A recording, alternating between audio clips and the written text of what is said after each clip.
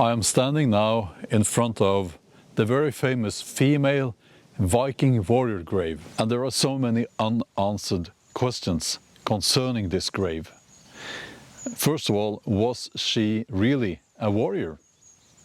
Well, she was buried as a warrior, and we are actually very close to the fortress, or what would have been the fortress, and the garrison area right outside of the fortress. She was tall.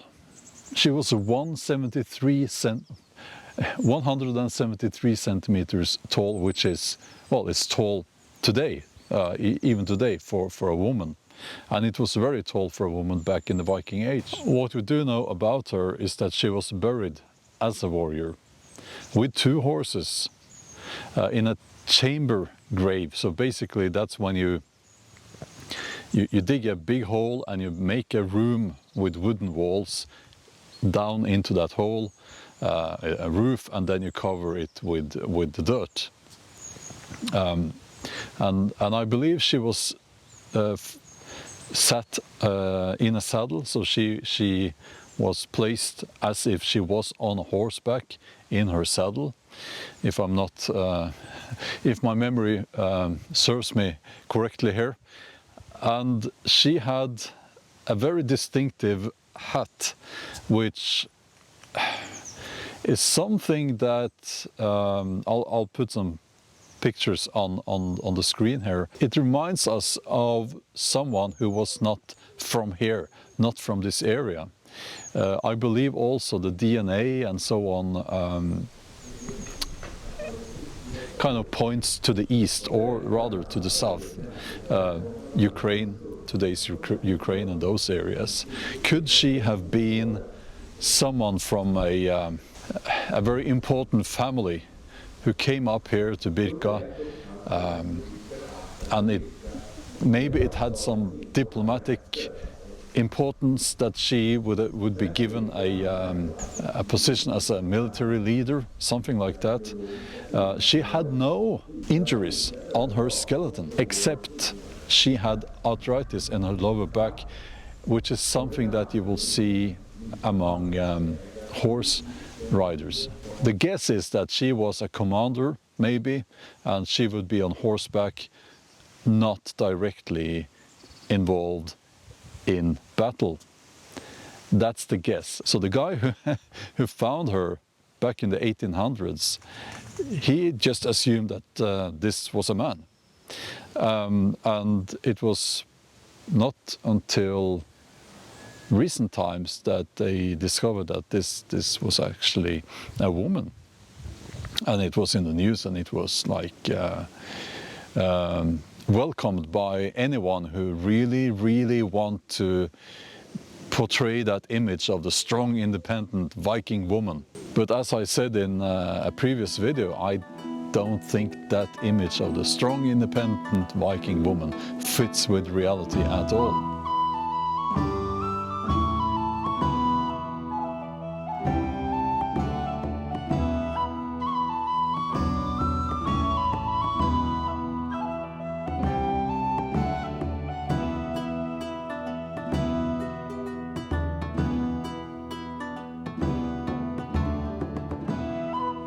Her chamber was covered with a big rock, a slab of granite rock, and back then in the 1800s they just blasted it off, which is kind of disrespectful in my opinion. And I don't even like to walk across the gravesite. This person who was here, she is so fascinating to me. And I find myself standing here asking the question, who was this person? Why were you here? So she was buried with weapons, dice, and a board for playing games like they did back then, and equipment for horses. This place, Birka, never became Christian, by the way. And it's just so fascinating to me. Who was she? Why did she travel here? Why did she go here? And was she really a warrior? Now, if we look across the grave here and in this direction, we are looking at what would have been a necropolis. 4,000 graves here at Birka. So not only was this a thriving community, a village, a place that you would go to trade, but it was also a place with a massive amount of graves. And that's another mystery.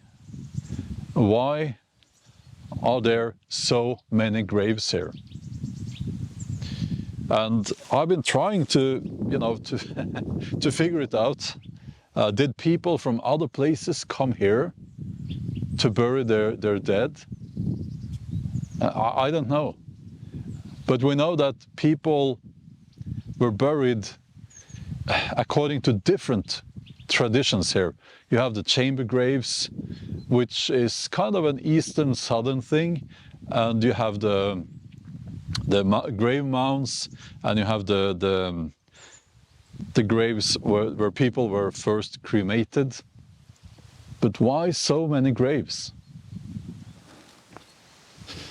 Let's walk up to the fortress, or the mounds, the fortress mounds.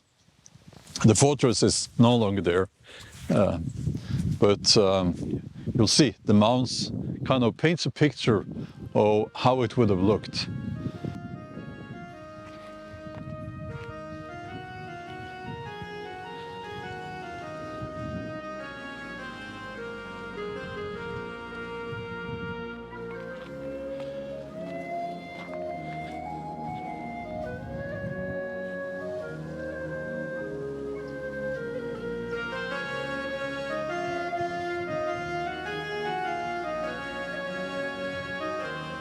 She was in her mid-30s or even 40 when she passed away and sent off to the afterlife. Her ghost, so to speak, was woken up by a blast when they blasted off that granite slab with dynamite. So disrespectful, And then everyone said, hearsay, man who was a warrior, which was not correct. Behind me there's a cross. I believe you can see the cross on the top there behind me. That's Ansgar's cross. And Ansgar was a monk, a priest, something like that. I can't remember exactly. But he was sent here or traveled here to convert the people here to Christianity, and he in the late 800s, can't remember the years exactly, but he was here twice and he did not succeed.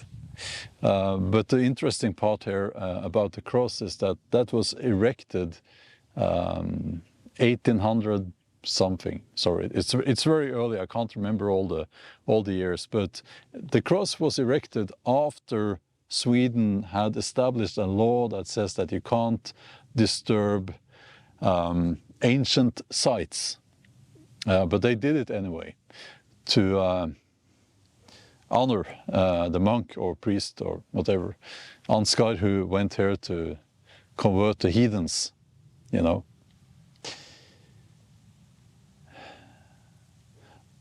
But for me, as someone who is here at Birka for the first time, I can tell you that this is a very special place. There's a feeling, and many other people are saying the same. There's a very special feeling you get when you're here. And still so many mysteries. For instance, 4,000 graves. If they had excavated more of them, maybe we would have gotten an answer to the question, were Viking women warriors? Because if they found one female allegedly warrior grave. If they excavated more graves here, maybe they would have found more. My personal opinion is that women in the Viking Age were not warriors. And you could say that this woman here was not even Norse, she was from another place. But I mean, I don't know for certain, but I would like to know. So maybe I'm wrong, and that's okay, you know. If I'm wrong, I will be the first to admit that. There are so many things we don't know about the past. And I think that is one of the reasons why we are so fascinated by the past and by our ancestry. What a wonderful place this is. And I'm so fortunate that there are people who live to protect and preserve these places. Because without those people, it would have been all gone. There is more material here from Birka on my Patreon, so you can check that out if you want to. And yeah, as I always say, remember to subscribe to the channel. It really helps me out if you can do that. And also,